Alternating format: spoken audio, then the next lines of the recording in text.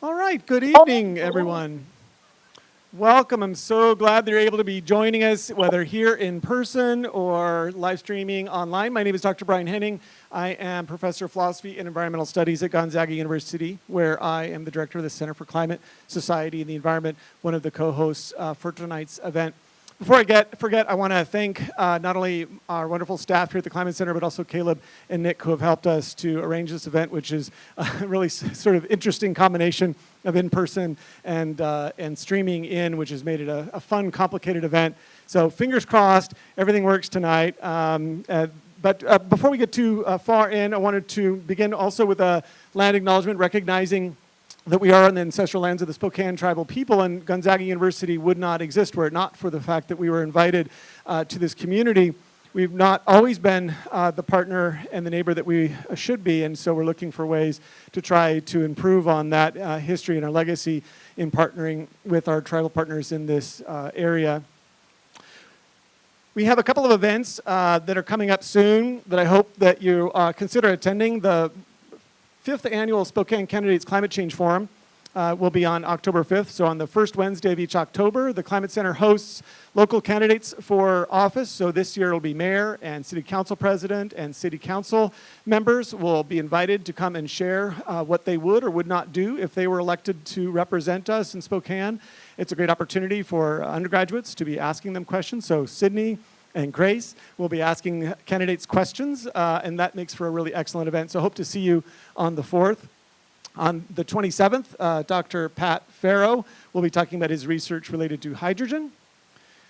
On the 15th of November, Dr. Deb Morrison from the University of Washington will be talking about the future of climate education in the United States, something that the Climate Center is really invested in through our climate literacy project. And then our last event of this semester will be two attorneys from the Western Environmental Law Center, and one of our faculty members, Dr. Greg Gordon, will be talking about whether we can solve the climate crisis and protect wild spaces at the same time, or whether or not there's a tension between trying to do those things at the same time. So if you go to gonzaga.edu/climate center events, you can register for those, attend in person or online, wherever you find yourself. Also, as a reminder, these events take quite a bit to host, in addition to all the other programs that we do in the community. So if you have the means to share some of your own resources to help us to expand our work addressing the climate crisis, we would always be really thankful for that. And without further ado, I'm really excited to introduce one of our wonderful leaders in Spokane. Jerry White Jr., as many of you know well, is the Spokane Riverkeeper, has been for a long time, is not retiring, but is soon graduating from, we're not calling it retirement. He's graduating, we're not sure to what, but maybe we'll hear a little bit about that tonight. Jerry White is sort of a tireless advocate on behalf of our river, and advocating for not only people's access to it, but also for, as we'll talk about maybe tonight, the living things within its ability to have enough water and enough river for them to flourish as well. And so Jerry's going to say a few things, and then we're going to invite on two of our speakers, and they'll get introduced by Jerry, who will be Zooming in with us tonight. So please join me in welcoming Jerry White. Thank you, Brian. So, as Brian said, or Dr. Henning said, my name is Jerry White Jr. I'm your Spokane Riverkeeper. You know, I'm really excited about what we have lined up tonight. This is going to be, I believe, exciting and fascinating. We want to thank the Light Foundation, which can be found at www.thepnwlf.org,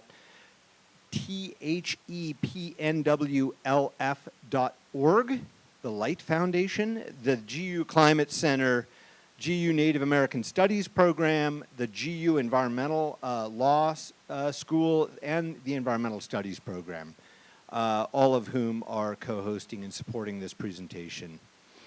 What I'm going to, just so you have a global overview of how this is going to look tonight, I'm going to talk, I put some comments on paper today for about 6 minutes, and then I'm going to introduce first Joaquin Marchand, and then we'll have a few questions, and then Amelia Marchand.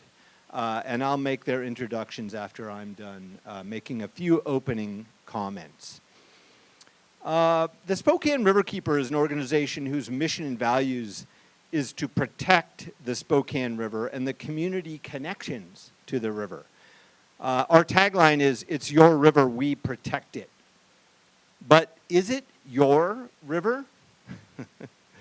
Perhaps, but what does that actually mean?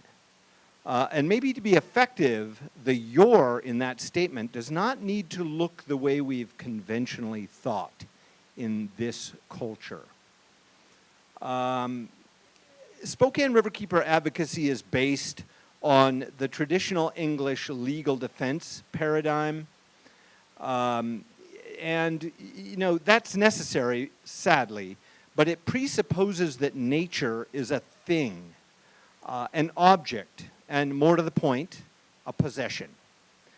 Under an English legal system which was introduced into North America as early as Jamestown Colony, the land, the rivers, the forests were all seen as possessions of various parties.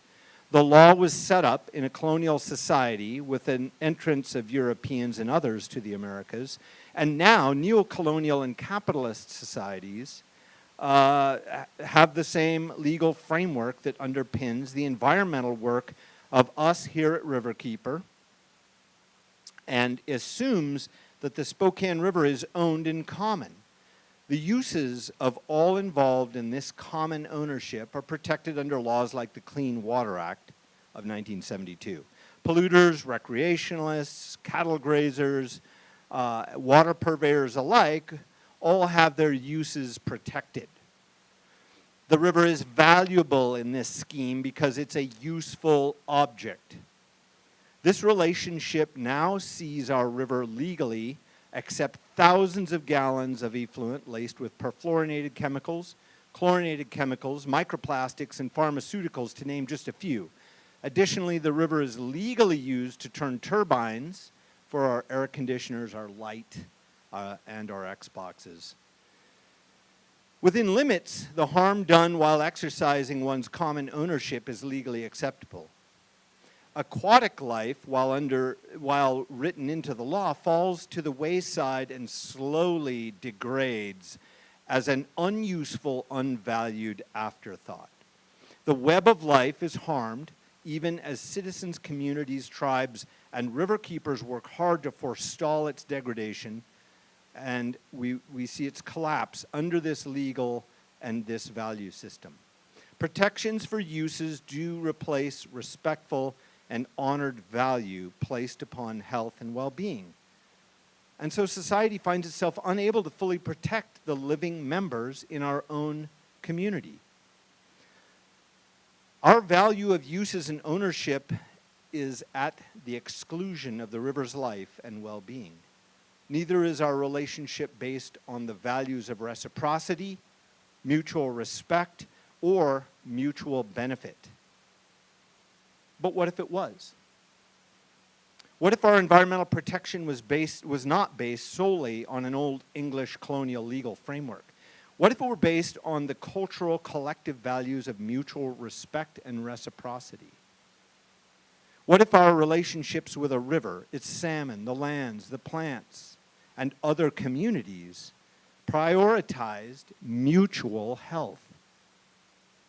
What if mutual respect was born out of the intimacy of our mutual interdependence with each other? What if rather than defining our protection, our use, and interactions in terms of ownership, possession, and domination, we interacted with, enjoyed, and protected the world because of the opportunities for the intimate reciprocal partnerships that it offered? What if this in turn inspired living systems and rivers to return the respect as valued community members, working together with us in a mutually beneficial, supportive relationship? Might not the health and vibrancy of all living systems be the simple outcome? Tonight we'll hear perspectives, experiences, and the values of two community leaders regarding their associations, such as the Light Foundation, their experiences, and ideas born of participating with landscapes in values-based approaches. It is an honor to hear from two leaders whose efforts will touch on these and other ideas. So please welcome Amelia Marchand and Joaquin Marchand to tonight's discussion. And I'll introduce Amelia to say that she is a citizen of the Confederated Tribes of the Colville Reservation with tribal heritage of the Okanagan, Moses Columbia, Palouse Lakes, and the Chief Joseph Band of the Wawama Nez Perce. She founded the Indigenous-led conservation nonprofit Light Foundation, is a Public Voices Fellow of the Op-Ed Project in partnership with the Yale Program on Climate Change Communication. She serves as a volunteer board member with Conservation Northwest and the Center for World Indigenous Studies, and is the interim senior tribal climate resilience liaison with the affiliated tribes of the Northwest Indians and the Northwest Climate Adaptation Science Center. We're going to welcome first Joaquin Marchand, who has served on various nonprofit governing boards and in public service roles, including Conservation Northwest, the Center for World Indigenous Studies, Hearts Gathered, and as a former city council for the town of Elmer City. Formerly, he was designated Health Division Liaison for the Colville Tribe's Climate Change Working Group. A Colville tribal citizen, he previously worked for the Human Resources Health Administration and Grants Project Management. He is also an Army veteran, and Joaquin has served 3 combat tours and is currently the Executive Director of the Light Foundation. So please join me in first welcoming Joaquin Marchand.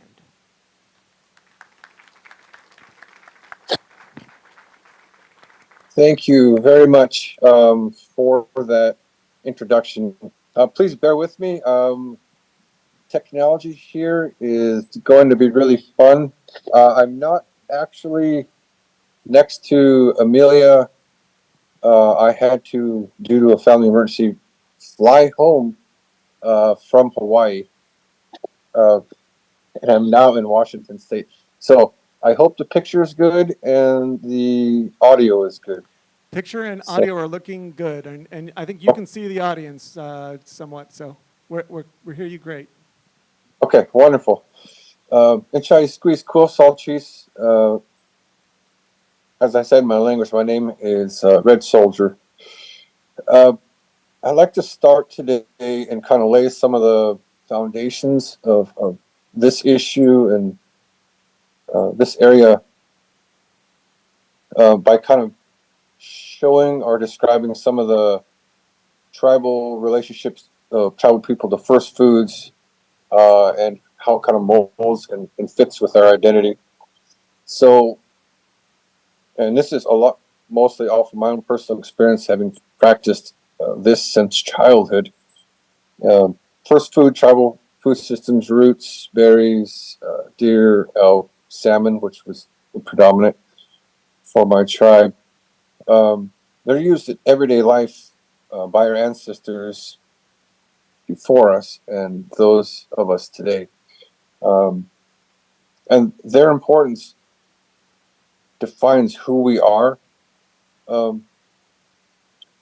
We use these foods for things like traditional knowledge transference. When we go out and take our kids to do root digging, we tell them a story of the roots or of each berry. There are multiple stories in our tribe's history.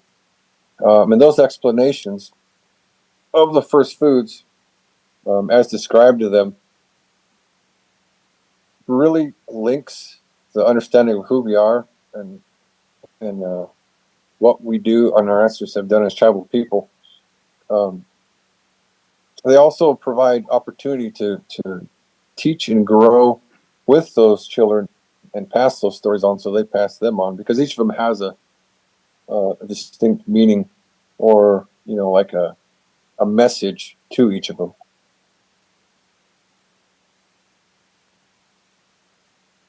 And a lot of the ceremonies in today are rooted in those practices of collecting, of honoring. And in those ceremonies, a lot of them are surrounded by water. Water is the most important thing to us. At the beginning of tribal ceremonies, you can have a root feast or berry ceremonies or Chinook dances, all levels. We serve and drink water initially first to purify ourselves and our minds and our bodies and our spirits. And then at the end of whatever the ceremony, we drink water again to honor recognition or give recognition and honor to that ceremony and to all the other beings, the plants, the animals, the trees, everything that also need that water to survive. And so it's very important to us. And from where I'm at on the Colorado Reservation, the Columbia River is the predominant river. And I kind of want to explain, I'm going to give you a story myself about salmon and salmon fishing with me as a child. So I was taught to salmon fish, and this usually would be my father, and there would be multiple other elders down there or young kids sometimes. They would go down, you would have a giant salmon pole, and we'd have to blind snag or now they have the scaffolds and use hard way to describe it other than a snagging hook to catch salmon. And so when I first started learning, there's a wall, and at the bottom of the wall there are steps. There's probably about 50 to 60 steps. So if you look, there's the bottom of the wall, then there's a flat portion of the wall, then there's another portion of the dam that goes up. This is where we throw our hooks to try and catch the fish as they go by. And so in the beginning, when I was first being taught how to fish, all the older fishermen, they're like, you go down to the bottom of the wall and practice and learn. And you had to go down there first, recognize the river and pray and just kind of take it in, because the current's really swift and it comes over the top, and you can't really see the salmon. It's really close, and you have to just out of faith kind of blind snake and learn. But in that teaching, and I was probably 9. I don't want to tell you what my age is now, much older than that. Every step that we took to getting higher on the wall took more skill. It took more teaching and more years. I've been fishing there for almost 34 years, I think, 34 years, somewhere around that. And so each step as a child growing up, every year we'd go back there. And each time I would show the elders above me that I knew how to do each of the steps to catch those salmon. They would let me a little bit further on the wall than I finally got from the bottom staircase to the flat part where you can see. And then in my later years here, where all the elders got to fish, which is the best fishing spot, is the very top corner of those staircases. So I really, in retrospect, looked at that as the knowledge transference and as a way of life. From where we were taught from this most basic raw ground area of that wall, and each step I took was a year earned to get to that level. And those men that were salmon fishing, most times they were brought there, or they came there not because they were friends or because they needed salmon, but a lot of the meetings could surround tribal issues, could surround socio-economic. I mean, you wouldn't believe the conversations that you can have when you're fishing together.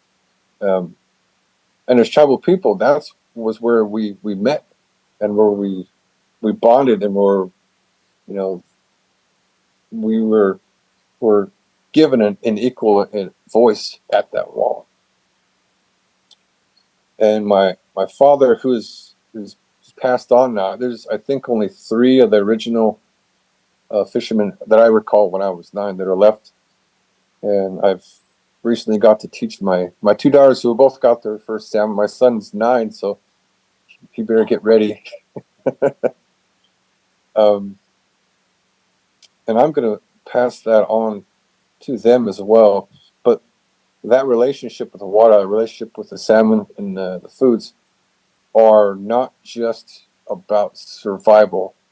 They're about that knowledge transference, that respect, that coming of age moment that I've been blessed with, and I hope in the future generations, this is what we work towards: is to be able to create a platform to find those opportunities, not just with our tribe, but with other tribes, to help make that happen. So that story is it's hard to tell because it's bittersweet, and I don't know if I could convey how important salmon were to our people. And it was like the number one thing, staple. I mean, before the dams and before everything else, it was tribes would come together at Kettle Falls and do this for like an entire summer. So it was the meeting place. It was where we would begin and where we would reconcile and solve and have marriages and ceremonies. So the river and the water, that river specifically, is very important. And you know, with the newer advent of the dams, I think you know, it's kind of like the salmon themselves have to fight through so many things, including the dams, which stop the passage of the salmon all the way to their original grounds at Kettle Falls. And they stopped right where we fish at Bridgeport. Just in the last couple of years, the Kawa tribe has tried to release some fish from their hatcheries, like a landlocked salmon, up above. That's really brand new. Kind of, I don't know the results of any of that, but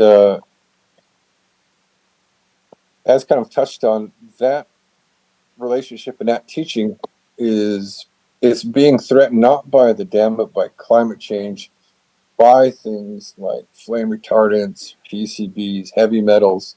Because right now, like with salmon, we're only supposed to consume, you know, X amount that's safe, because they know that there are those contaminants in the water that they're transferring to the salmon themselves. Plus the runs, you know, due to the rise of the temperature in the water, is stopping a lot of runs from coming back. And they've poured billions of dollars into this to try and get that movement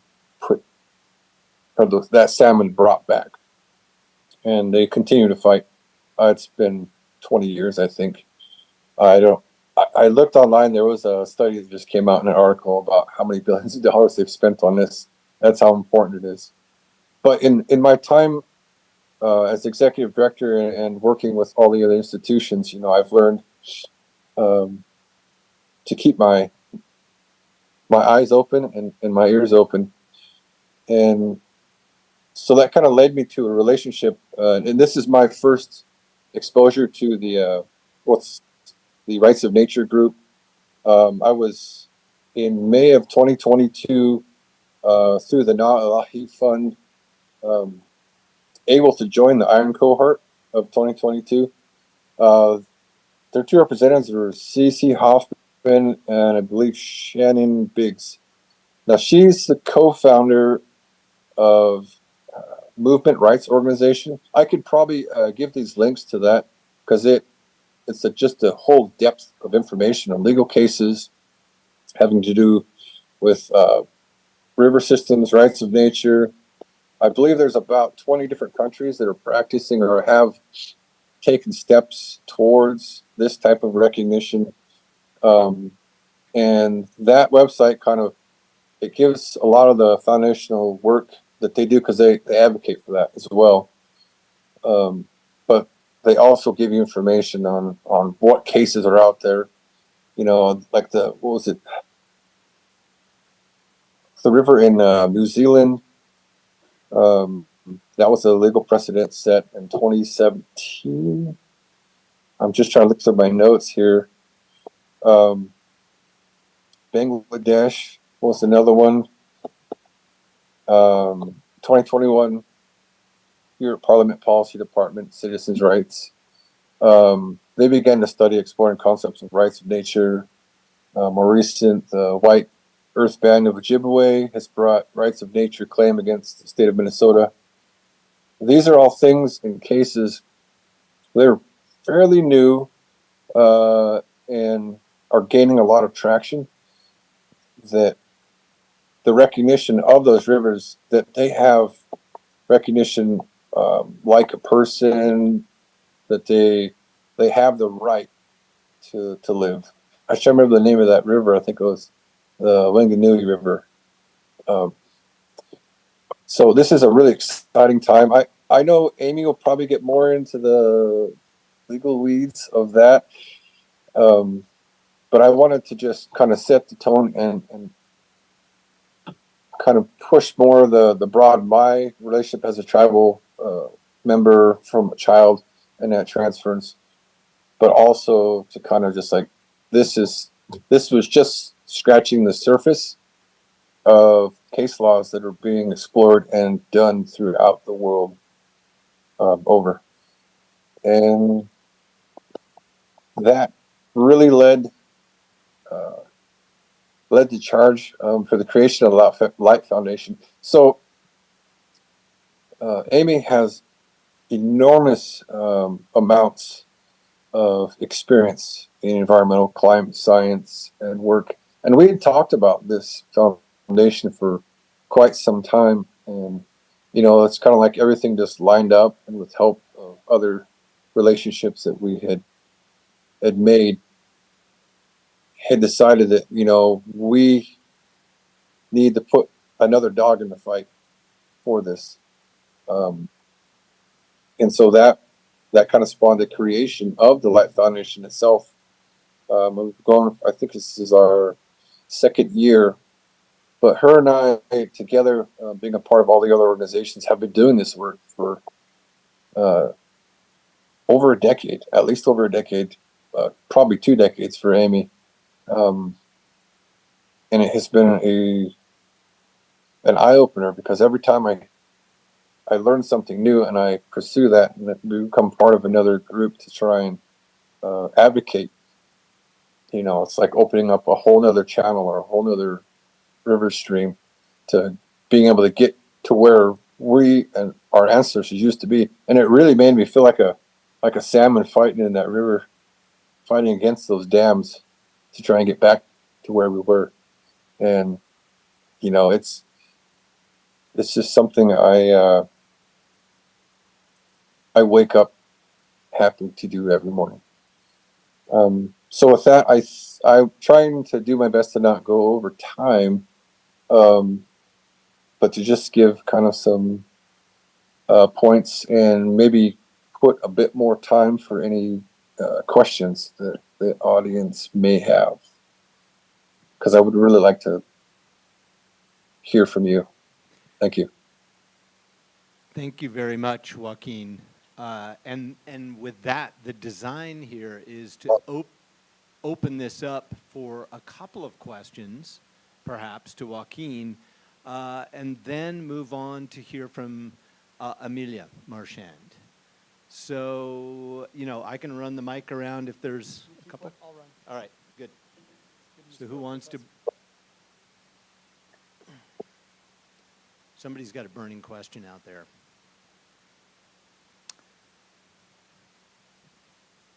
And if not, no worries. We'll move right into Amelia. Oh, we got. I guess, what issues do you face with talking about climate communication and educating people on the importance of salmon when you're speaking to people in the community? Preconceptions, I think. Like salmon is such a hugely covered and massively covered area. Like, it's not a specialty of the Light Foundation, because we do mainly tribal plants. and conservation work, restoration work for that area. So I think a lot of it is just the approaches to, what are some of the preconceptions of science and, degrees of water. And I think that connection of, well, this is not just important from the scientific perspective, but it's important to a cultural perspective of millions of people. I hope that answered your question. That's the one thing, the barrier I find is not so much the science, because you could go online and look at all the studies and become an expert, if you read constantly for about a year. But we rarely get, that connection or the understanding, or get a story about why that salmon is important, not just to the environment, but to the people around those systems. Thank you for that. Any other questions for Joaquin? I'll make my way that way. Hi, Joaquin. Thank you for talking to us. And my question is, are rivers proprietary in a way to certain tribes, or are they all considered shared? That's a very tough question, because multiple tribes use the same river systems for the same purpose. Like the Cabo tribe, we salmon fish on one part of the river, but I know like Yakima tribe, and then I think Squally, it really is the different parts of the river. So we all have a shared interest in, well, for salmon specifically, and we are not all the same tribe.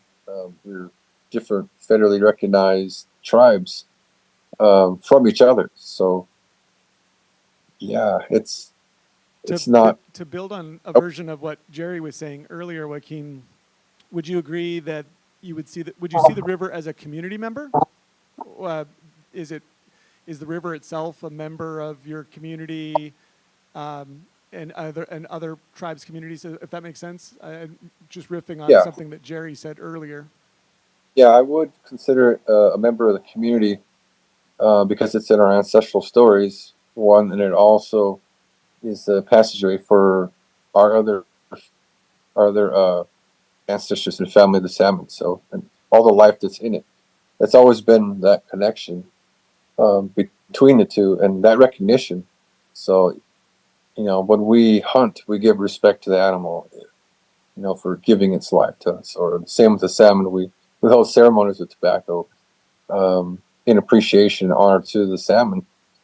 We don't look at them as commodities. We look at them as relatives in a shared world or environment that have given themselves to us, and then we give ourselves back to them eventually.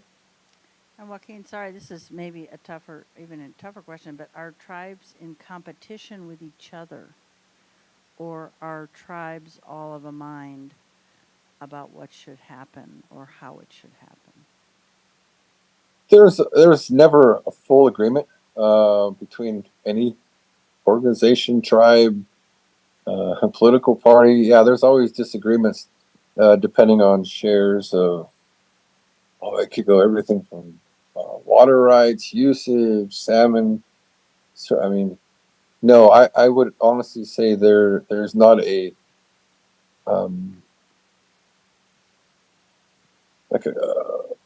it's not a shared one belief system that, okay, well, this is what's going to happen for all of the river and all of the tribal people and nations who use that river. There's always competition, especially when there's scarcity, and that could become more prevalent when we have less fish to fish for. It's just something that happens with people and tribes, in my opinion. Thanks, Joaquin. My question was, how did your term on the City Council of Elmer, how did that, in terms of the interest of environmental areas, did you guys find a lot of positives to get working together, or how did that work for you?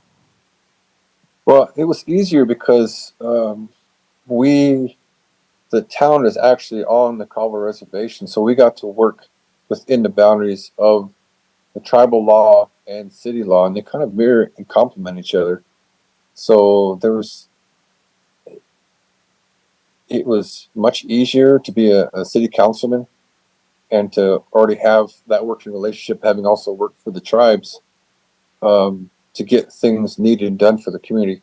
And the community is not a major giant municipality, but having that resource and information to work and look at things in conjunction with each tribe was more beneficial to the city council, I think, than to hire an outside second independent study to do. So we've had really good relations in my time when I was in the city council. So that was the benefit, was being able to be on the reservation itself, and to learn a lot of the different jurisdictions, different laws that were provided by the tribes themselves. Yeah. Hi, Joaquin. My name is Henry Hiles. I'm a poli-sci and environmental studies major. My question was kind of going off what last study said. Has there been a push either in the tribal side or on the governmental side to make sure that some waterways / features are protected or designated as protection? In the state of Washington or around the country? I would say Washington, since we're here. Yes, to a degree. I mean, that's another tough question to answer, because I don't know what all the different. I think there are 55 different tribes in Washington alone, and major pushes. I can't think of any off the top of my head. Yeah, Amy could probably answer this much better than I could. I do have a little bit of information that might get to that question in my presentation, just to share that really quickly. I don't mean to cut you off, Joaquin, and I don't mean to push the question away, but there's in Washington State, under the Washington State Department of Ecology, there has been different proposals just coming through within the past couple years to designate water within the state to have it as a different designation. So that's I have one slide specifically that will discuss that a little bit in my presentation. Maybe that's a Thank good you. opportunity to transition. If it's okay, let's thank Joaquin for sharing that story and his insights. Thank you so much for joining us from, sounds like you've had some challenging travels, and we're really glad that you're able to join us today. Thank you so much. Thank you for having me.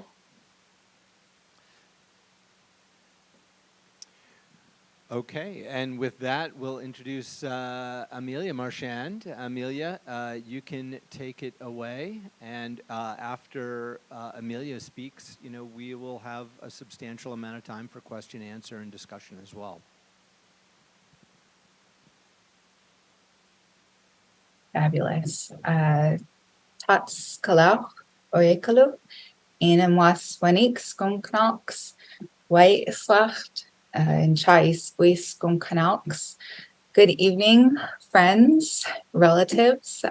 Thank you for this opportunity to join you and speak with you this evening.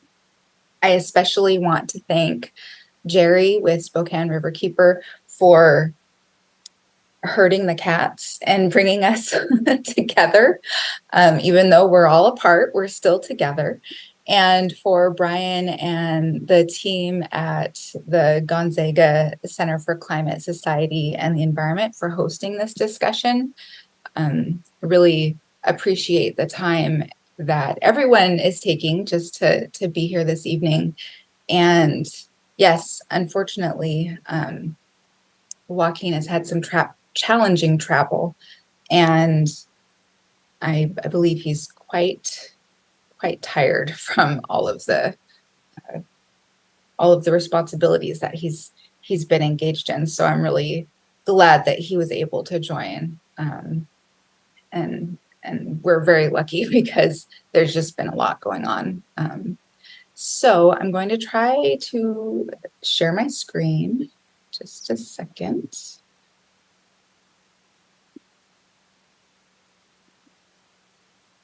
Okay. Hopefully you're all seeing that. I think it's coming in well. Does that look good for everybody? All right, you're getting thumbs up. Good. That's what I like to see.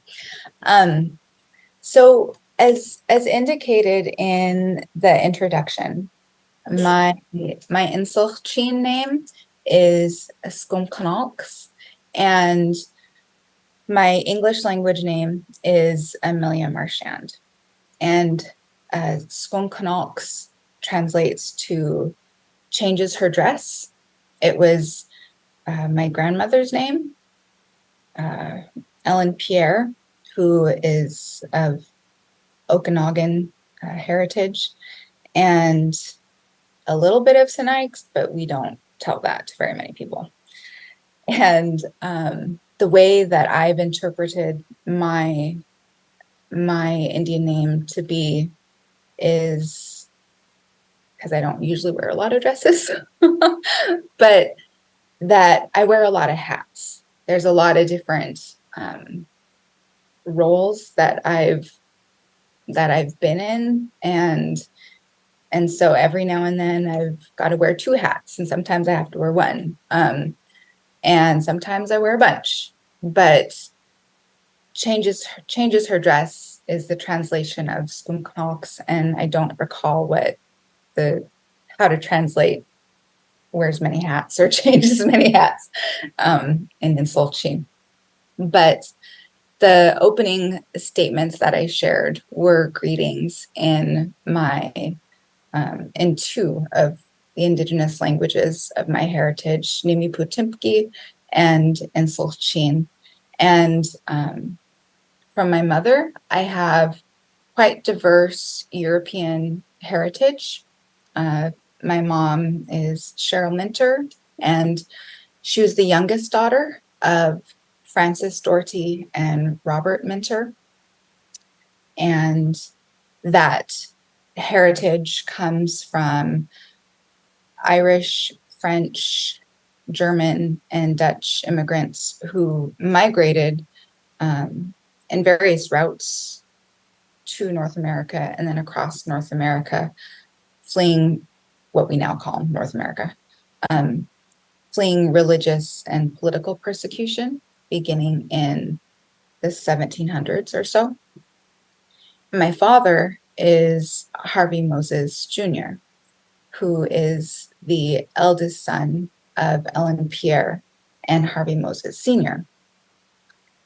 And that heritage is rooted in the soil, feathers, fur, and flowing in the fog and the waters of what is now called the Okanagan Highlands, the Columbia Plateau, the Wallowa Valley of the inland Northwest. And that ancestry is traced back in our DNA over 10,000 years, now recognized as First Nations and tribes of the Okanagan, Sinaiaks, Palouse, Moses Columbia, and Walwalma bands of Chief Joseph Nez Perce.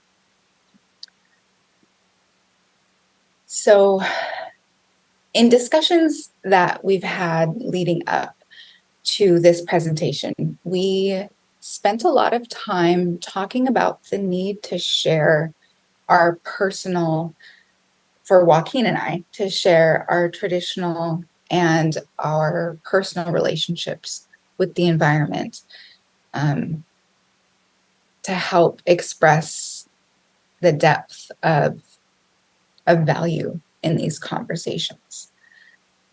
And I saw this image and I was drawn to it immediately.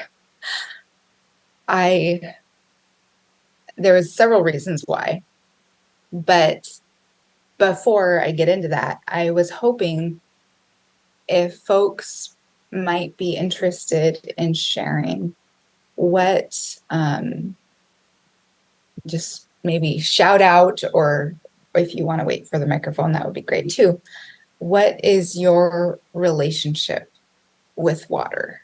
And it doesn't have, like, we don't have to do a dissertation. We don't have to, there's no wrong answer. I'm just curious. I'm Oh, glad you good. brought this up, because I was actually going to ask Joaquin to expand on the importance of water. And for me, water is life, of course, but I'm also just completely mesmerized at times. All the different forms, waves, just the way you can't explain it is absolutely amazing to me. So I can't wait to hear more about its importance. Let's do a couple more. Yes, please do. Thank you. So my husband is originally from the South Pacific island of Tonga, and he does a lot of presentations on the impact of climate change on the South Pacific Islands. But one thing he said recently at the Hope for Creation conference at St. John's Cathedral in April was that he finds it ironic that we have our sprinkler timed and programmed, and that it always comes on during the rainstorm. He said perhaps the sprinkler is programming us and not the other way around. I am from Southern California, so I think that my relationship with water is largely rooted in conservation and fear of running out of water, just due to the droughts and wildfires that we've had. I definitely think that I always have a concern, like if the faucet leaks, I fix it right away, and if, you know, the fridge is open too long, I worry about the energy or the waste that I'm causing. I'm from Montana, and so a lot of my focus on water is river pollution, and especially from the Butte, Montana mining problems and the pollution of the Smith River from improper mining practices. Maybe one more. I'm indigenous to Samoa. My people are from the South Pacific, so we are water. Is that a good start, Amelia? Would you like a few more? That was great. I would just like to hear from no, that was like, I think I could learn a bunch from everybody that's sitting there. This is wonderful. Thank you. So that diversity is something that I wasn't entirely, I mean, no offense, I wasn't entirely expecting all of those different perspectives and in value and relationships. And so I'm so excited. I hope you guys like the rest of the presentation, because I feel like I've got a lot to learn from you. But definitely, you know, there's some people that maybe when they think of water resources, the first thing that comes to mind is that it's important to firefighting. Maybe someone, you know, really thinks, oh, when it's hot, I just remember growing up and running through the sprinkler. Have really fond memories of, you know, going through the sprinkler with family and friends. Another individual may have pets or livestock and know it's important that their animals have access to clean water. And that's something that could be always on their mind. Similarly, fish. We all know fish need clean water. They need water of a certain quality and quantity. And in that same respect, so do crops, the food that we eat. So there's no wrong answer, but just thinking about how much it's in our lives every day is one of the things I wanted to kind of center and start with. And the last individual that spoke that said, we are water, that was ironically the reason why I chose this image. Because if you look at it closely, it looks like a little person that is standing and dancing with water. And from the very first moment that we come into existence, we are water. And coming back to that and considering that, I think is very important. So, man, thanks, guys. You're already making my evening. And for me, my relationship with water is grounded in a lot of personal experiences as well. Maybe we share several of them besides all the ones that I've shared before. Fishing in lakes, streams, or rivers, boating on hot summer days, kayaking, or floating. Being the first to want to go swimming, but the last one into the water because it feels so cold. I've experienced that. And then, watering the pets, cats, dogs, horses, sheep, chickens, and rabbits, not all at the same time, thank goodness. But over my lifetime, yes, I've had many pets, and making sure that they all have access to water is important. And then watering plants, whether or not you have a garden or you have house plants. And despite the efforts and goals of my heart, I don't have a green thumb. And as my husband will attest to, and despite what we founded the Light Foundation to do to support native plants, I'm just not so great. I just don't have a green thumb, but I care about it. So all of those things are also true to me. And so I hope in just kind of relating with each other, even though we're so far away, that all those things still make sense. But my relationship with water is characterized by more as well. And it's really difficult to describe in the amount of time that we have this evening, but I'm really going to try. So bear with me. But in order to get there, we're going to jump into some things. I will share this presentation with everybody. There will be times when I'm going to jump out of the presentation and put something, I'm hoping that we'll play a video in a little bit. So I'm hoping that will work out well and not be too traumatic for the Zoom sphere.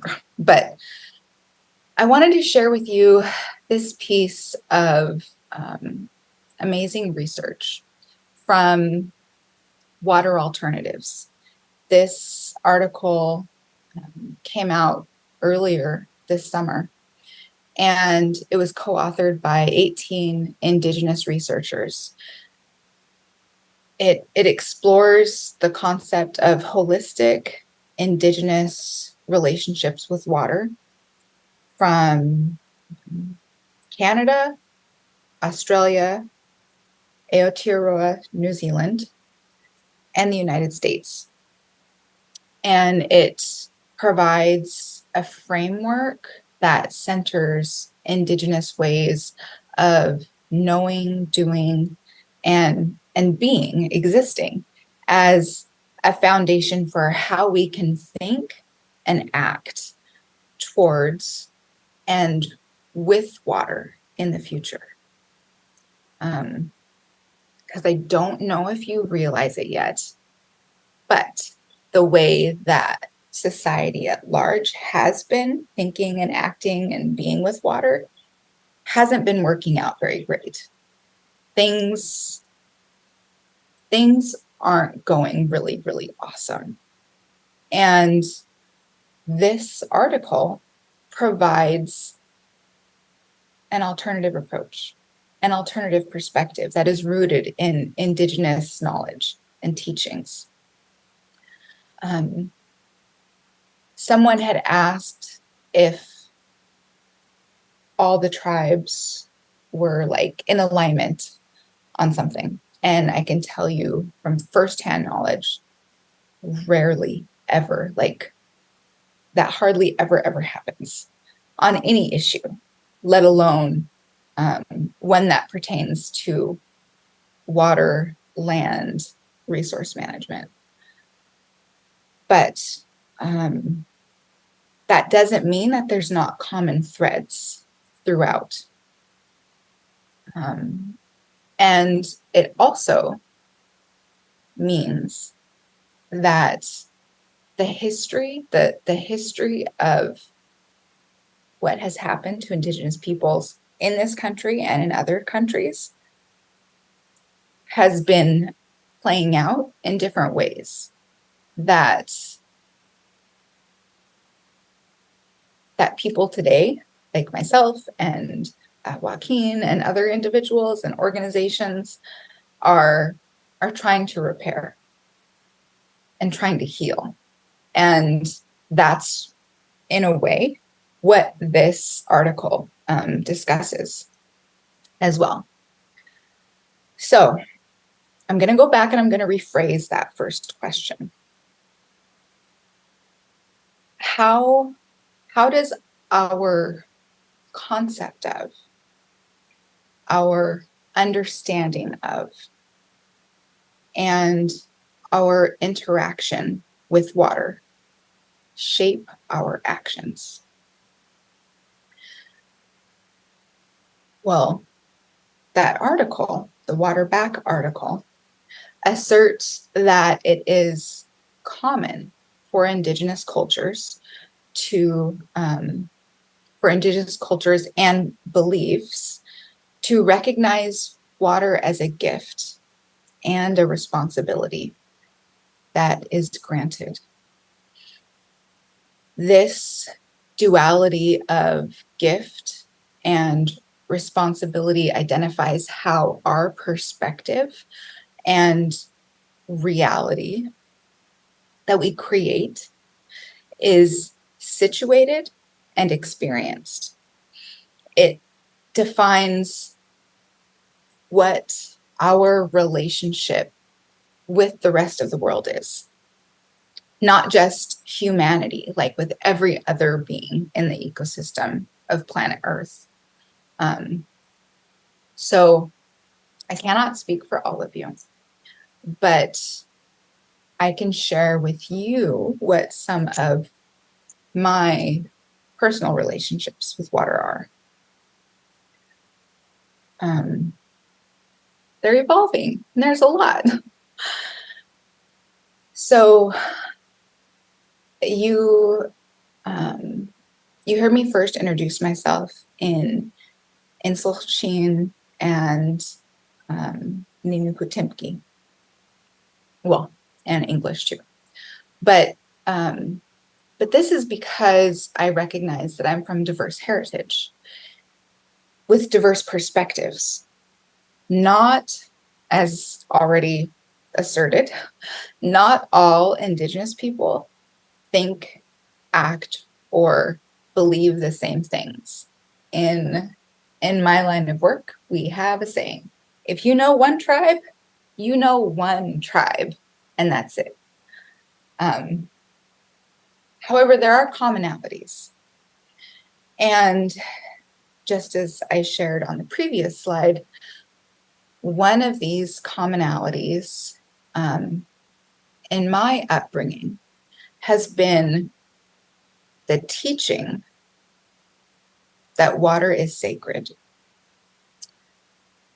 And in ceremonies of my family, of the cultural practices that I have and have participated in since I was young, water is first, as I've heard my elders say. So how is that value and relationship expressed? Some of this you've already heard Joaquin share in his discussion. Sharing a drink from the beginning of a ceremony, and then again at the end of a ceremony. It's, you know, without getting into details, these are like different types of ceremonies, like different types of tribes, not the same tribe. There's many different types of ceremonies, and I don't know them all, so we're not even going to go down that route. But the fact that it's important, the fact that that recognition is there is important. One thing that I learned just more recently in my lifetime is that spring water is used for certain ceremonies. And you can't just go to the tap and get tap water and use it in a ceremony. You can't go to any lake or any stream. Some ceremonies require certain types of water, and it has to be spring water. And let's never overlook that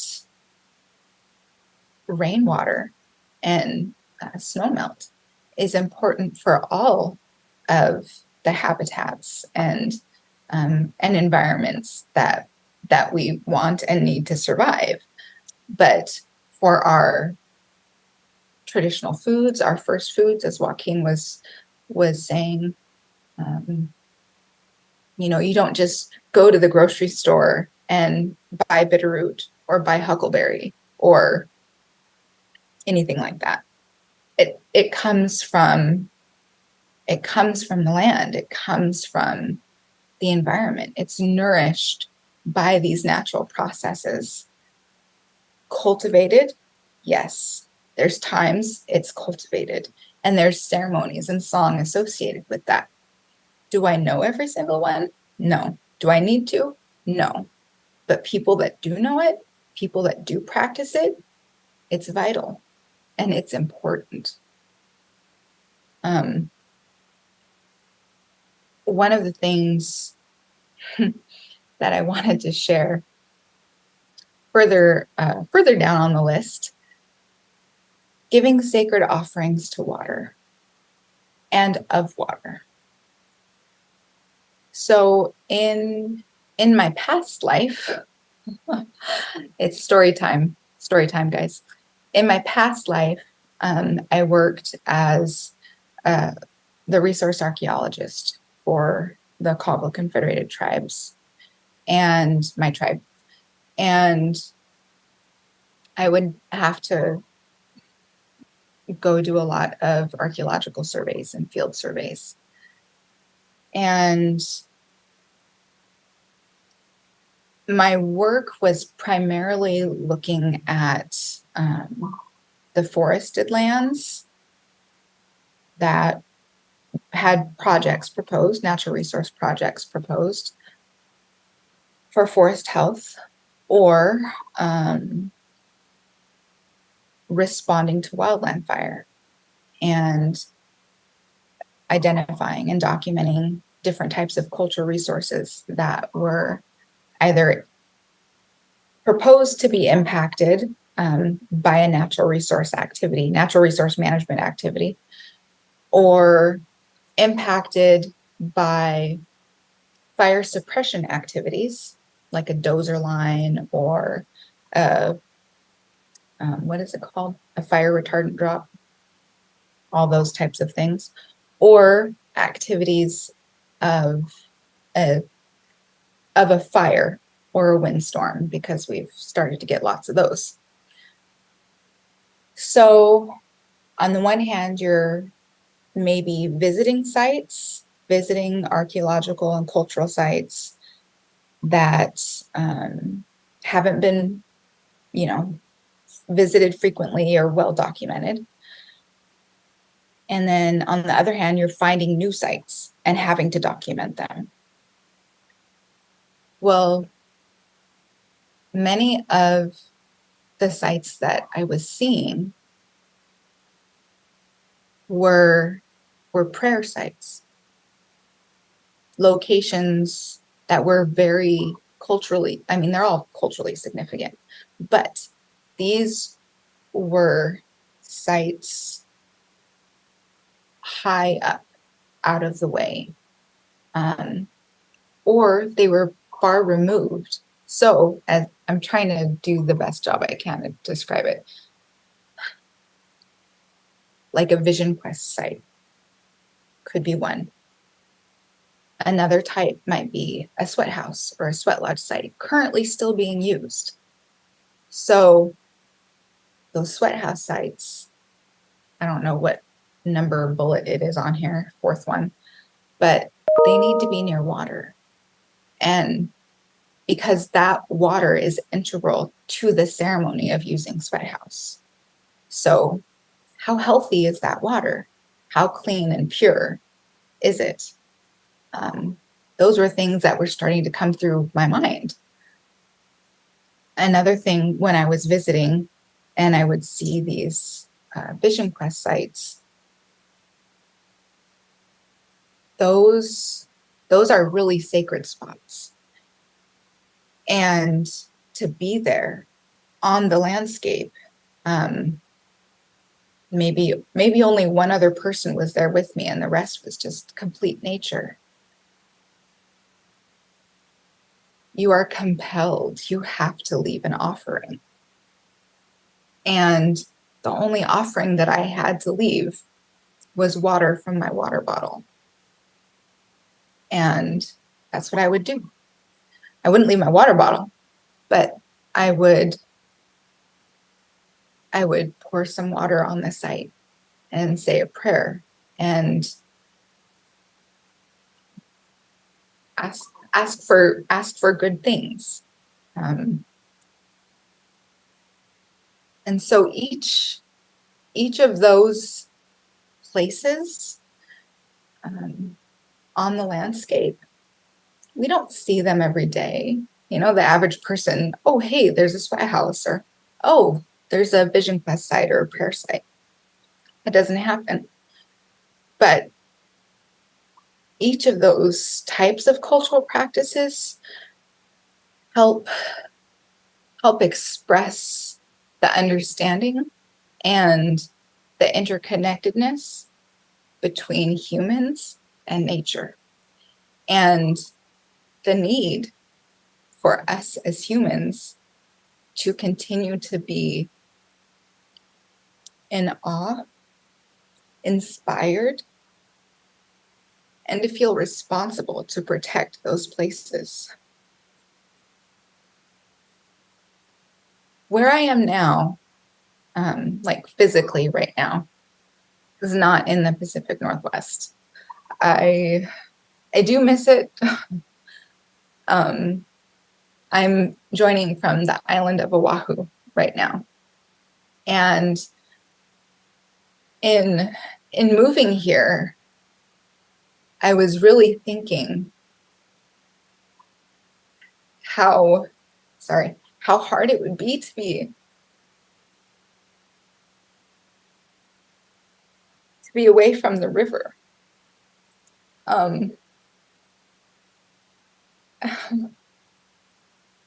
Because our house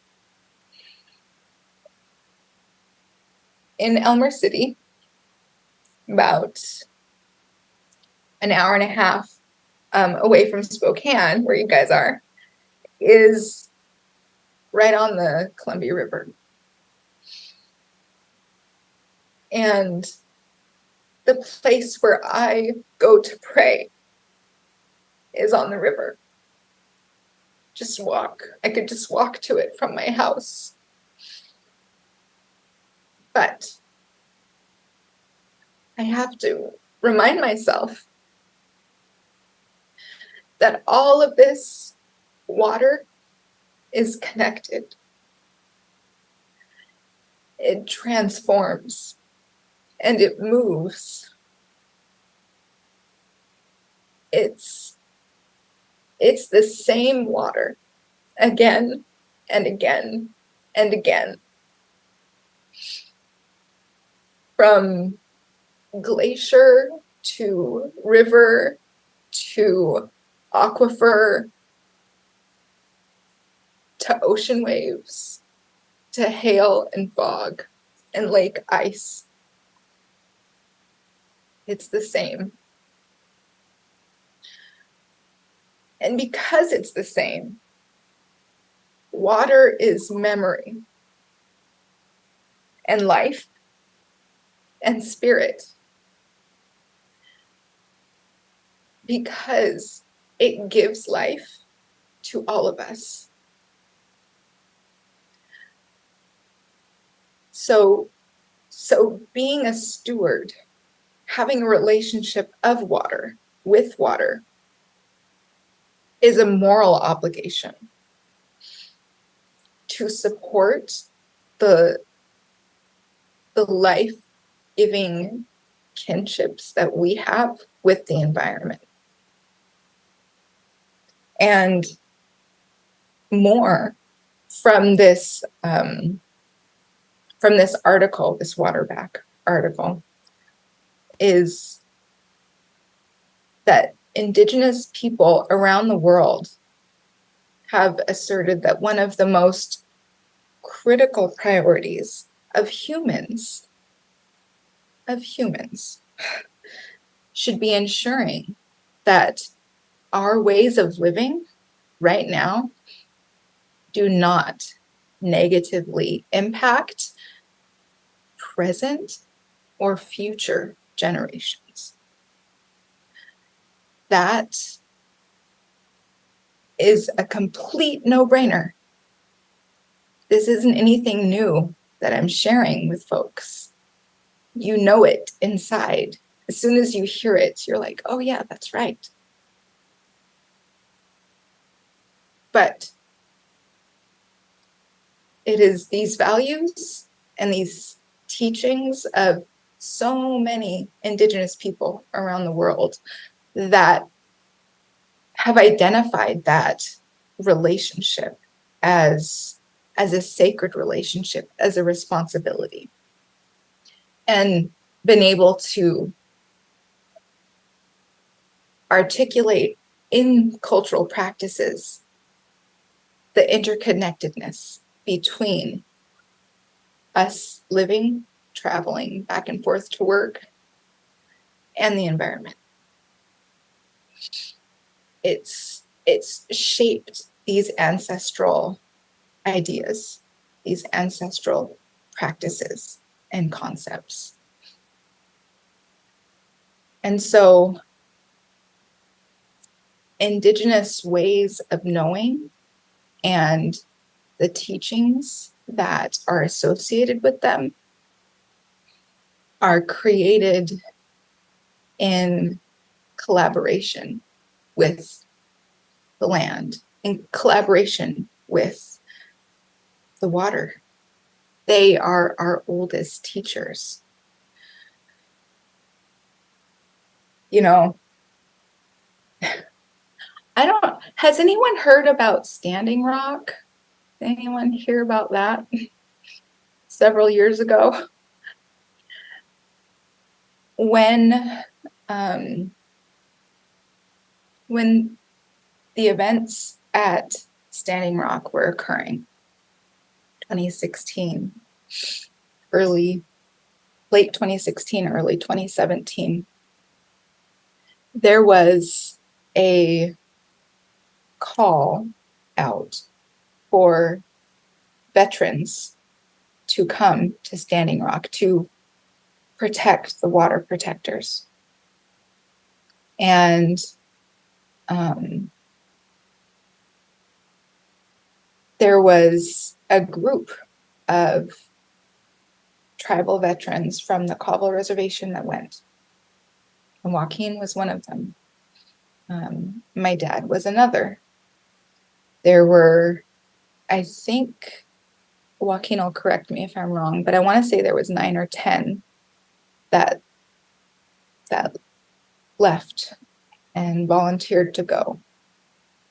And before they left, we had kind of like a ceremony to send them off and acknowledge that they were going into battle. You know, we didn't know what to expect. Nobody did. And one of the individuals that came, there's a line that's formed. And so all the veterans were there in a line that were going, and people were coming through and shaking their hands before they left. And so I was in line to shake everyone's hands and give them hugs. And then this woman behind me, she said, "I thought you would go. Why aren't you going to Standing Rock?" And I said, "Well, I want to go, but I have to protect this water here."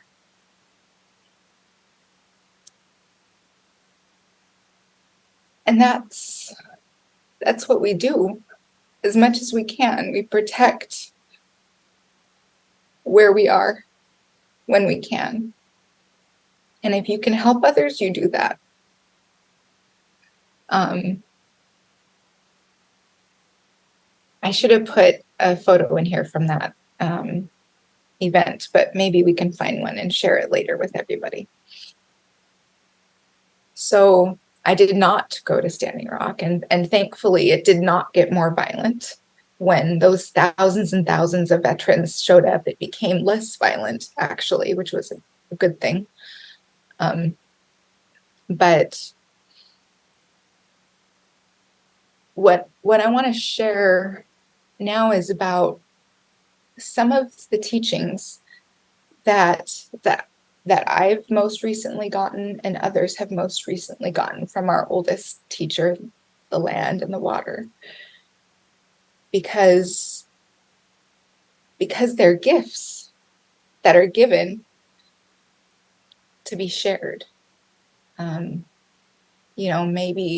Maybe it's something that we catch, but if you show up and you're there and you listen with intention, these messages, these songs, these stories come, and you don't know what to expect, but it's worth the wait, I would say. And my salmon story is called Nakspoosh Kushach Kram. And this image here is artwork by painter and artist Greg Caudell, who is a resident of the Cauble Reservation. And the individual in the painting is actually one of Joaquin and mine's very best friends, like a brother to us. He's no longer with us. His name is Eric, but now he's traveling with the salmon. So my salmon story begins at a time when I was working in the field of environmental regulation. And I was having a really rough day. And there was a project to convert several, I don't remember now if it was hundreds or like almost 100 acres out of natural sagebrush steppe habitat, to convert it out of natural habitat into like orchard and golf course. And I had heard in my work that, and this was occurring on the Caldwell Reservation, I had heard that many tribal citizens were opposed to this occurring because they hunt in that area. And what will happen if it's converted, the landscape is all changed, and then there's fences up. Those deer can't go through there. They won't be allowed. Also, individuals that the sagebrush steppe habitat in Washington state has really been converted into agriculture. And there's not lots and lots of places readily available where some traditional foods and medicines are able to be easily obtained by tribal citizens. And so some of that area was very important for accessing these traditional plant foods and medicines. So that was the backstory where I was having a bad day, because things were not going our way. That place was not going to be protected and secured like I had been trying to advocate for. But I had made a promise to my husband that I would go salmon fishing with him. And it would be the first time that I would go salmon fishing. And you're not supposed to undertake an activity if you're not feeling good, like if your heart is heavy, if you're sad, if you're angry, if you're frustrated, that energy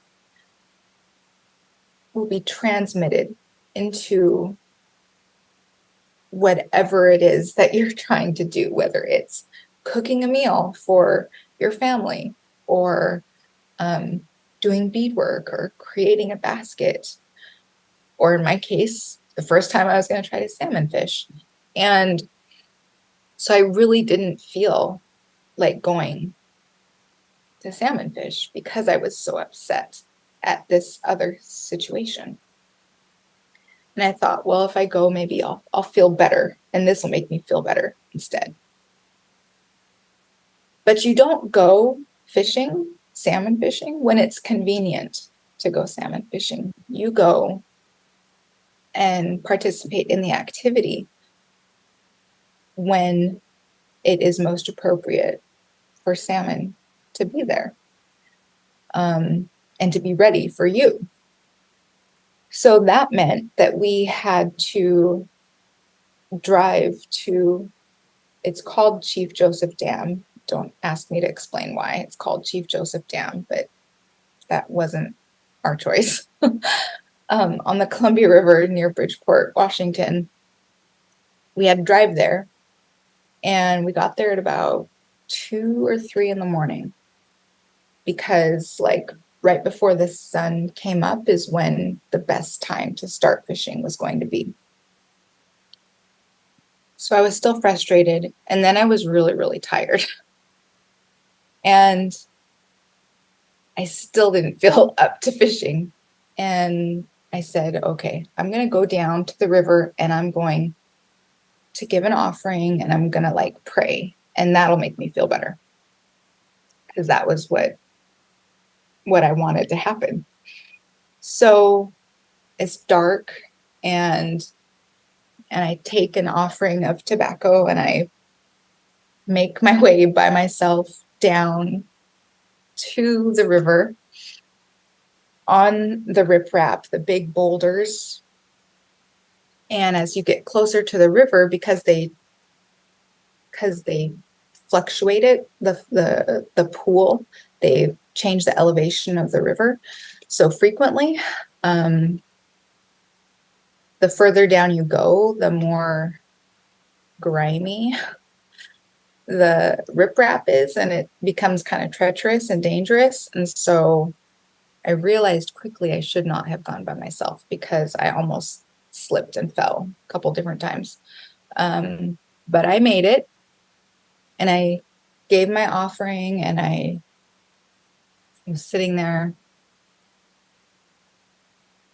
and I was just kind of like waiting for something to happen, for something amazing to happen, as we always do. And I was looking at the reflection of the lights on the surface of the river. And you couldn't see the stars reflected in the water, but you could see the reflections of the bright orange lights from the dam. And it was kind of pretty in a way, but it made me feel mad. And I was thinking, these salmon that I'm here to fish for, what do I have to complain about? They're coming from the ocean. And then I started thinking about what their journey was like. That was the summer that the water got so hot that there was several thousand salmon that had died. And the water off the Pacific coast was creating this algae blob. And because of the ocean acidification and what carbon dioxide in the atmosphere was, getting absorbed by the ocean, and what that was doing to the ocean environment. And so I was thinking about, they made it through that. They survived, were able to eat in the ocean, and then they start to come up the Columbia River. But there's all these commercial fisher people, and they have to navigate that. And then they have to navigate all the dams on the river. There's so many dams on that river. And we'd seen them before, the salmon that we've harvested that had been beaten up and damaged and impacted by whether it's the fish ladders or the boat propellers or other boats, or it's not good. So I was thinking about their journey, how they were getting closer and closer. And then going past Hanford, the Hanford Nuclear Reservation, coming up to where we were, the runoff from the orchards, and then thinking about all of the different mining impacts, not just in the US, but from British Columbia, because there's mines up in British Columbia that impact the Smelcomine and Okanagan rivers, tributaries to the Columbia. And directly upstream at Trail BC, there's legacy mining and smelter operations that impact the health of the river. So even if the water temperature was good and it wasn't cooking them alive, literally, there was still heavy metals. And then there I sat at the base of the dam. And I wasn't making myself feel any better. I was making myself feel worse, actually. And I thought, what do I have to be upset about? These salmon are coming up the river, going through this treacherous journey of survival. And they're literally faced with a wall once they get here, because there's no fish ladder on Chief Joseph Dam. And I asked the salmon, I was like in shock. And I said, how do you do it? Why? How do you do it? And the salmon answered me. Nox Kram. With one heart, we swim together.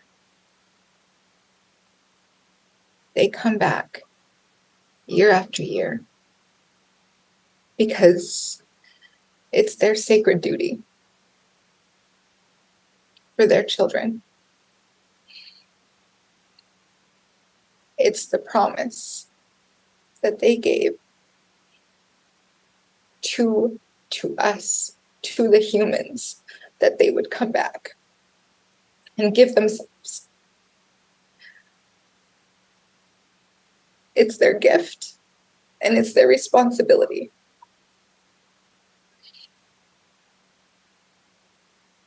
And that changed my perspective ever since that day.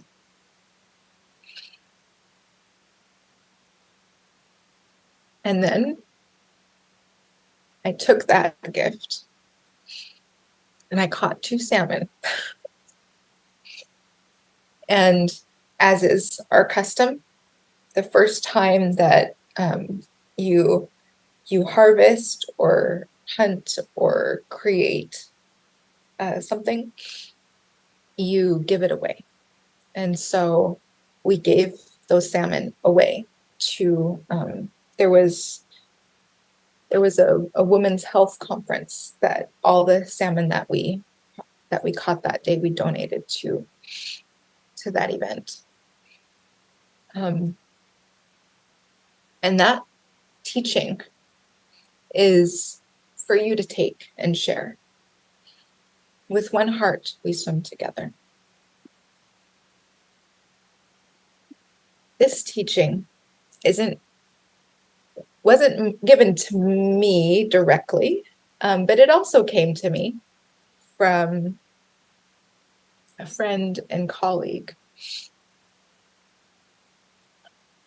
So my story is from the Columbia River at Bridgeport Chief Joseph Dam, the salmon fishery there. This blessing is from a place called Lampa Creek. And Lampa Creek is a tributary off of the Coquille River in Oregon. And I'm gonna hopefully click on this link and it'll go to the song.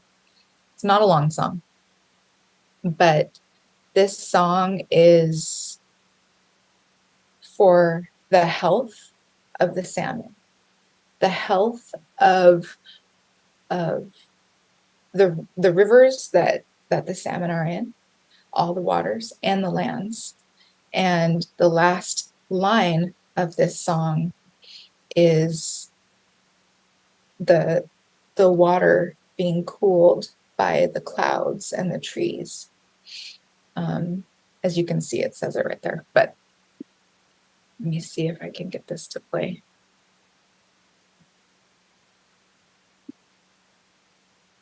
Can you guys see the screen? I'm not sure the audio is coming through though, Amelia. That's good.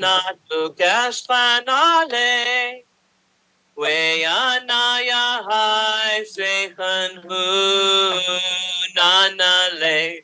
Weyanaya hai yana sukas panale. Weyanaya hai sehan hu nanale.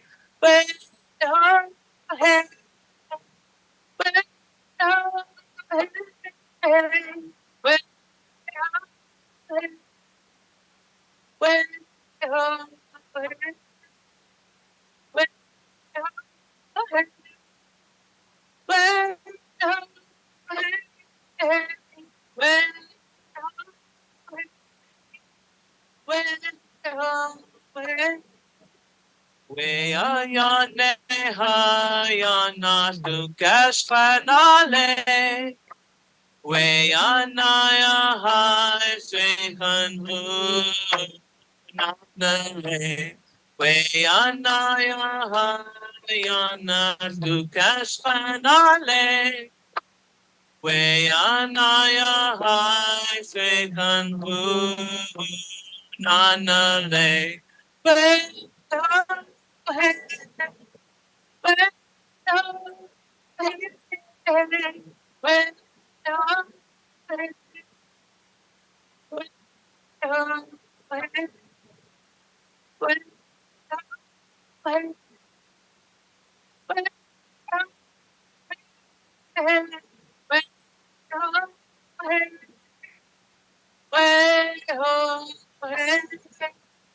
Weyanaya hayana lukas panale.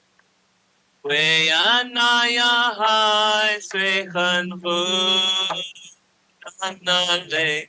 Weyanaya hayana lukas panale. Weyanaya hai sehan hu nanale.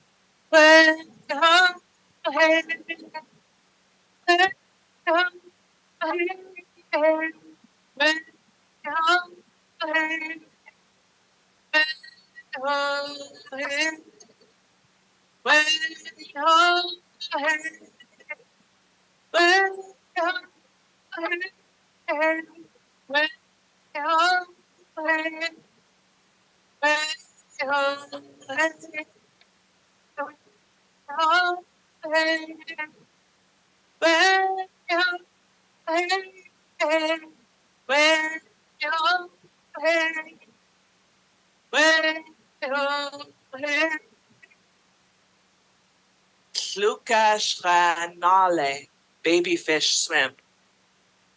Swechan Nanale, happily they swim back, or with a good heart they swim back. I love it. Okay. Can you see my screen again?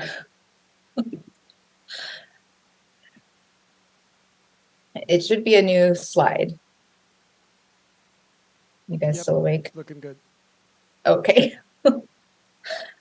So that song was gifted to me by Ann Niblett with the Coquille tribe. She is a community leader who was assigned just within the past 2 months by her tribal council to serve on a climate change task force. And through my role with ATNI, that's how I met her. But I shared my salmon story with her, and she shared me that song, and I told her, take my salmon story and share it with people. And she said, take my song and share it with people. So you guys are the first lucky group that I've shared it with. And the link, as I said, will be in the presentation, and hopefully you guys can enjoy it and love it, and it will give you joy and peace and happiness. What I wanted to share now is very briefly, I know I'm out of time probably, but Winona LeDuc, founder and former executive director of Honor the Earth, she participated in a protest about Enbridge Line 3 in Minnesota. So there's been so many pipelines that are still very controversial. But just last week, actually on the 14th, a Minnesota judge dismissed the criminal charges against her and two other activists. And they had been protesting this Enbridge Line 3 pipeline project back in 2021 when the charges were initially brought against them. And at the time, she and the two other individuals had been dressed in their traditional regalia, and they had been praying. They had been, so it's not like the image that you see right here, but it was them providing their prayers, their songs, their teachings to try and protect the land and waterways during that activity, during that, I guess, construction activity. And Judge Leslie Metzen, that's the name of the judge that made the ruling. She said, "In the interests of justice, the charges against these three individuals who were exercising their rights to free speech and to freely express their spiritual beliefs should be dismissed. To criminalize their behavior would be the crime." And the practice of traditional Indigenous religions has been not protected in this country and in other countries for a very long time. So to hear so recently that these practices were upheld, and then to be able to share this information with you all today really makes me feel good. So I wanted to share that as a very timely and fortunate news piece, that we haven't always been able to teach people what we know because it could mean death. So now that we can, thank you for coming. And as I promised to one of the individuals that asked a question earlier, there's so many things that people can do. Here's one thing. Visit the Soap Lake Conservancy website or the Washington State Department of Ecology website, because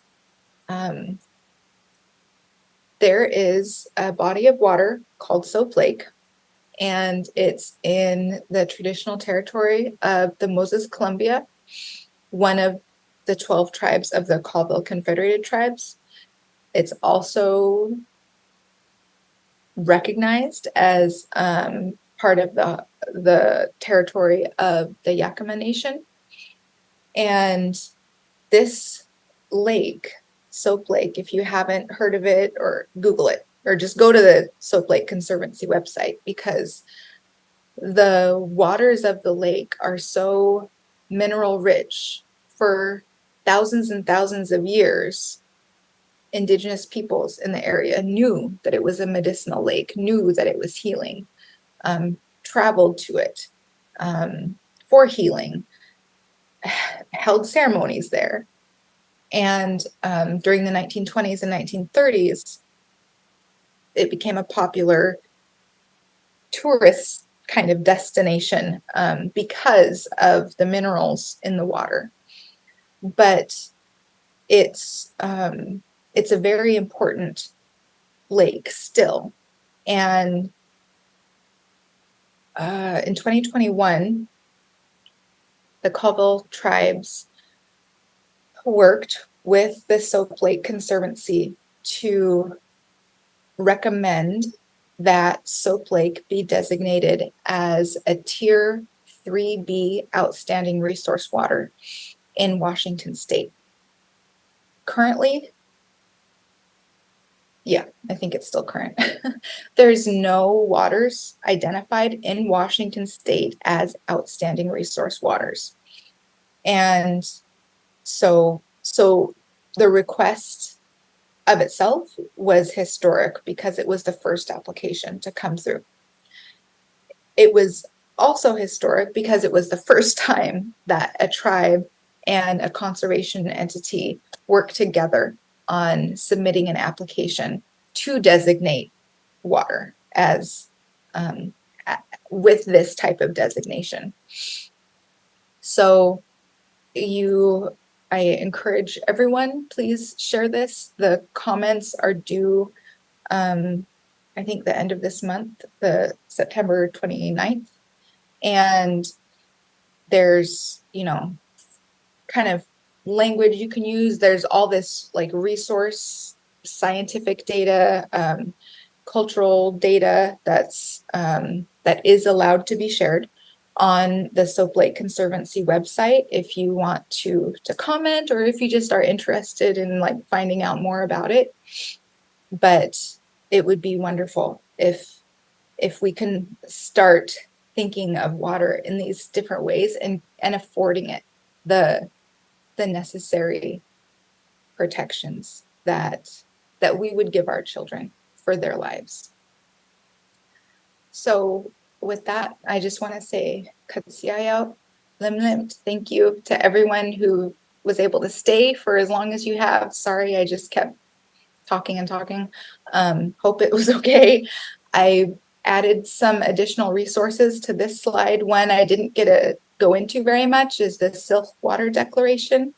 The Sylph are First Nations in BC that have shared territories with tribes in Washington State, and their water declaration is amazing. It's based on their Indigenous teachings, and then other resources that I just wanted to provide to everyone. So thank you.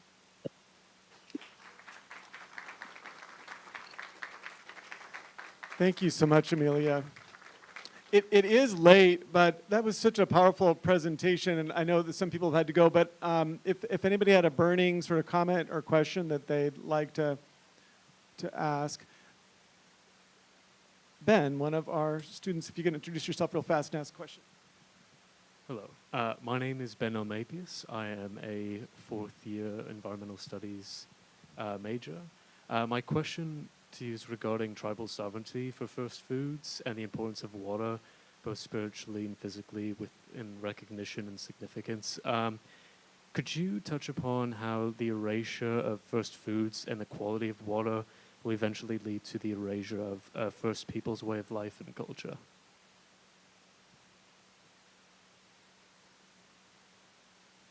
Don't think we have enough time for all of that, but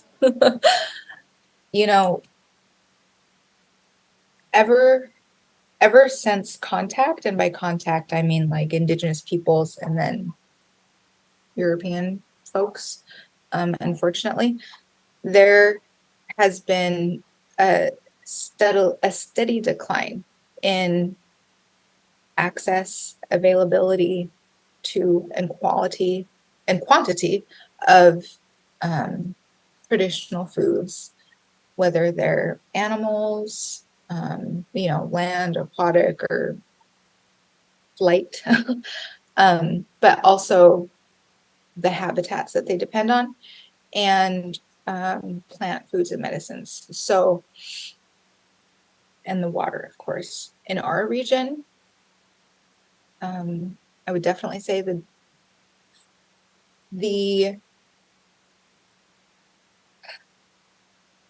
damming of the rivers is what started to lead to the loss of traditional foods for tribal peoples here in the inland Northwest. And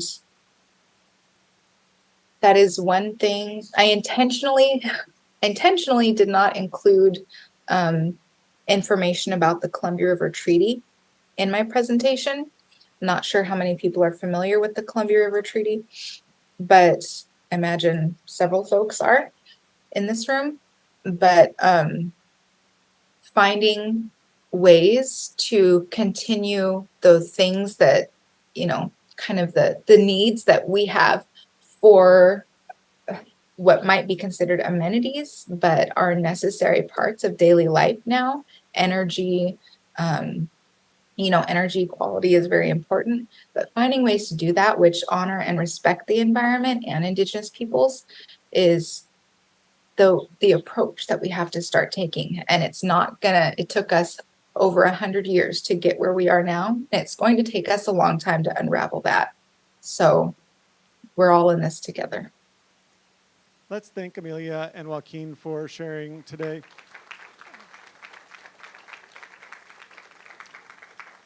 This has been recorded. We intend to be able to share it on our YouTube channel, and so take a look if you would like to watch it again or share it with others. We hope that you're able to attend future events from the Climate Center, including the Spokane Candidate Climate Change Forum on the 4th of October. Thanks so much for coming, and thanks again to our speakers. Yes, thank you for having us. Thank you. Have a good evening, everyone.